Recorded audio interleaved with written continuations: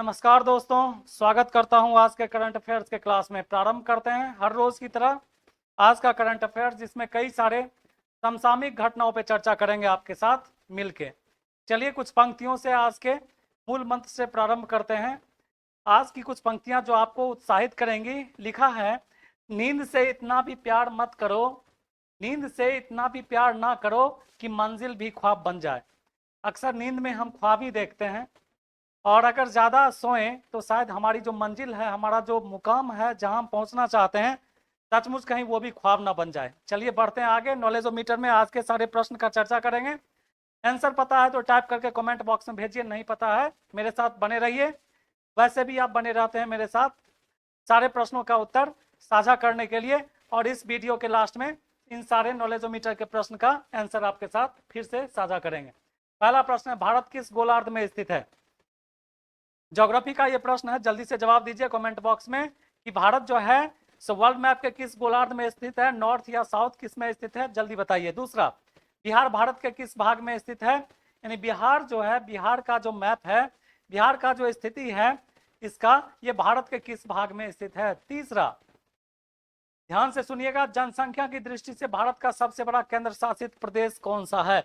यह प्रश्न पूछा जा चुका है 2-3 एग्जाम में कि जनसंख्या की दृष्टि से भारत का सबसे बड़ा केंद्र शासित प्रदेश कौन सा है। अगर आप अपडेट हैं अभी तक सारे डेटा से तो आप जल्दी से टाइप करके भेजिए। और चौथा प्रश्न, क्षेत्रफल की दृष्टि से भारत का सबसे बड़ा निर्वाचन क्षेत्र कौन सा है? ये क्वेश्चन भी पूछा जा चुका है। क्षेत्रफल की दृष्टि से भारत का सबसे बड़ा निर्वाचन क्षेत्र कौन सा है? अगर आपको पता है जल्दी से कमेंट बॉक्स में टाइप कीजिए। चलिए बढ़ते हैं आगे क्वेश्चन नंबर 1 पे। हाल ही में व्यास सम्मान से किसे सम्मानित किया गया है? तो व्यास सम्मान से जिन्हें सम्मानित किया गया उनका नाम है डॉक्टर ज्ञान चतुर्वेदी। व्यास सम्मान जो है साहित्य के क्षेत्र में दिया जाने वाला एक सम्मान है। यह सम्मान से जिन्हें सम्मानित किया गया उनका नाम है डॉक्टर ज्ञान चतुर्वेदी, और शायद इनका इसी लेखन के लिए इन्हें यह सम्मान दिया गया है जिसका नाम है पागल खाना। ये ठीक है, उन पागलों की कथा जो जीवन को बाजार से बड़ा मानते रहे, वैसे लोगों को पे लिखी गई यह पुस्तक है। आप ध्यान से सुनिएगा, तो व्यास सम्मान से इन्हें सम्मानित किया गया है। प्रश्न संख्या 2, ऑस्कर अवार्ड 2023 में किस सर्वश्रेष्ठ अभिनेता को पुरस्कार मिला है? तो 2023 में आपको आने वाले जितने भी एग्जाम्स हैं उसमें ऑस्कर अवार्ड से संबंधित प्रश्न पूछे जाते हैं। तो आपका बताना है कि ऑस्कर अवार्ड 2023 में ऑस्कर दुनिया में, पूरी दुनिया में सबसे बढ़िया और सबसे बेहतरीन जो फिल्म इंडस्ट्री या अभिनेताओं के लिए जो अवार्ड दिया जाता है वो ऑस्कर ही है। अमेरिका के लॉस एंजल्स में इस अवार्ड का वितरण किया जाता है, और पूरी दुनिया में माना जाता है कि जो सबसे सर्वश्रेष्ठ अभिनेता होते हैं उस पिछले 1 साल में उन्हें यह अवार्ड दिया जाता है। तो ऑस्कर अवार्ड 2023 बड़ा जाने माने ये हस्ती हैं, इनका नाम बहुत जाना माना है। इनका नाम है ब्रैंडन फ्रेजर। ठीक है, ब्रैंडन फ्रेजर इसका नाम है, लेकिन ये ब्रैंडन फ्रेजर नहीं है। फोटो में ब्रैंडन फ्रेजर को मिला है, और ये मिला है, मतलब इन्हें किस फिल्म के लिए मिला है आप अगर जानते हैं तो कमेंट बॉक्स में टाइप करके भेजिए। थर्ड क्वेश्चन है, भारतीय वायु सेवा में लड़ाकू इकाई की पहली महिला कमांडर कौन बनी है? तो भारतीय वायु सेना में लड़ाकू इकाई की पहली महिला कमांडर कौन बनी है? आंसर होगा, आंसर देख लीजिए, लिखा हुआ शालिजा धामी। कुछ देर के लिए पंखा बंद कर, शालिजा धामी, फ्लक्चुएट होना बंद होगा, ठीक कर देना। तो आंसर क्या होगा इसका? शालिजा धामी, यही शालिजा धामी है। इन्हें ही भारतीय वायु सेवा में लड़ाकू इकाई की पहली महिला जो है कमांडर बनाया गया है। याद रहेगा। चलिए आगे बढ़ते हैं।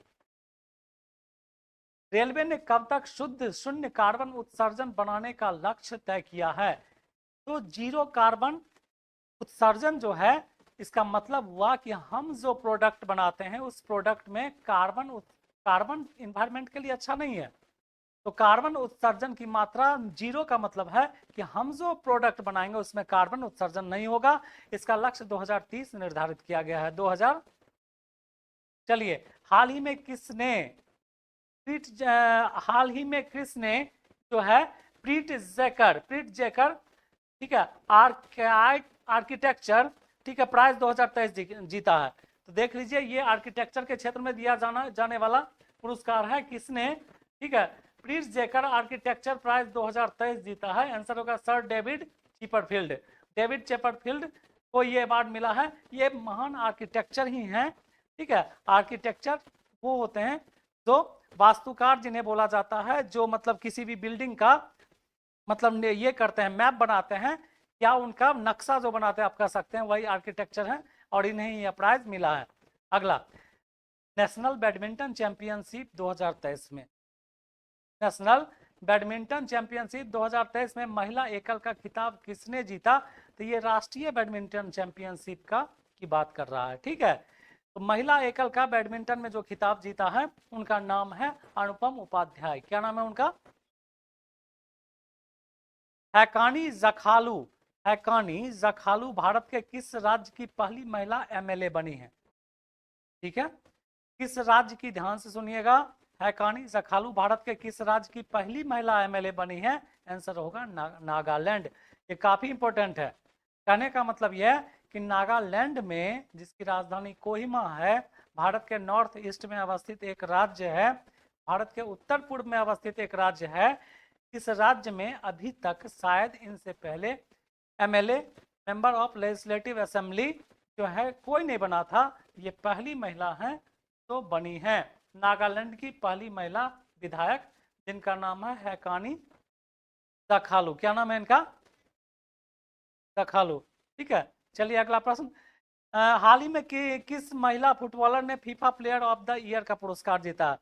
FIFA player of the year का पुरस्कार जीतने वाली पहली महिला फुटबॉलर जो है, इनका नाम है एलिस्किया पुटेलस। क्या नाम है इनका? एलिस्किया पुटेलस। ये जो है पहली महिला फुटबॉलर हैं जिन्हें फीफा का पुरस्कार प्रदान किया गया है। हाल ही में किस पुरुष फुटबॉलर ने FIFA player of the year का पुरस्कार जीता है? तो वेल नोन है, महान खिलाड़ी जिन्होंने अभी अंतिम फुटबॉल का विश्व कप जिताया था अर्जेंटीना को। किसे जिताया था? अर्जेंटीना को जिताया था। इसका नाम है लियोनेल मेसी। क्या नाम है इनका?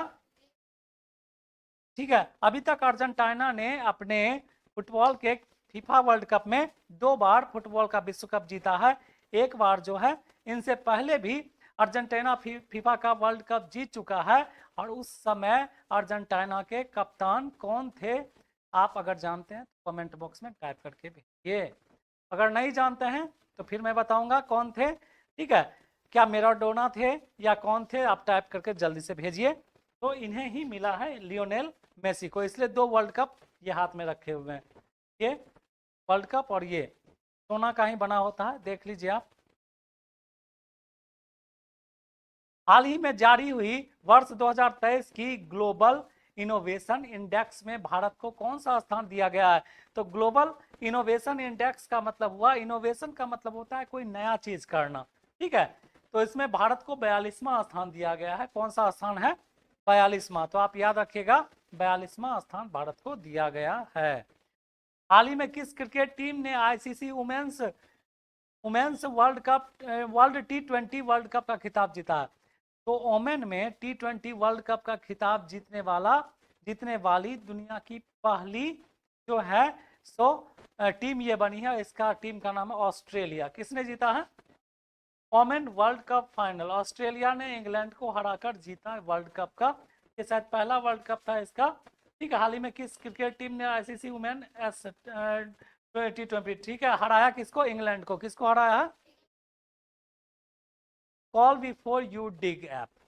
ये एक ऐप है, एप्लीकेशन है, जिसका नाम है call before you dig app. को किसने लॉन्च किया? आंसर होगा नरेंद्र मोदी। किसने लॉन्च किया है?